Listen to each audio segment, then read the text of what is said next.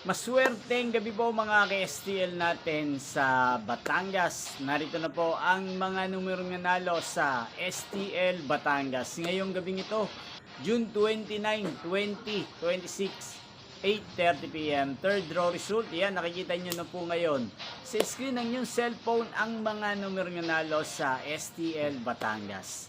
In exact order po yan. At kung maswerte namang natayan nyo po ang mga numero niyan kanina, congrats po sa inyo. Napapanood nyo pong resulta ng STL Batangas sa channel na to araw-araw tuwing alas 12 ng tanghali, alas 4:30 ng hapon at alas 8:30 ng gabi. So mga gusto pong magpa-shoutout dyan, mag-comment lang po kayo. Yan, inyo pong napanood ang resulta ng STL Batangas sa channel na to, Roderick Hernandez TV. Magkita-kita pong muli tayo bukas ng alas 12 ng tanghali para sa first draw result ng STL Batangas. Thank you for watching and good night sa ating lahat.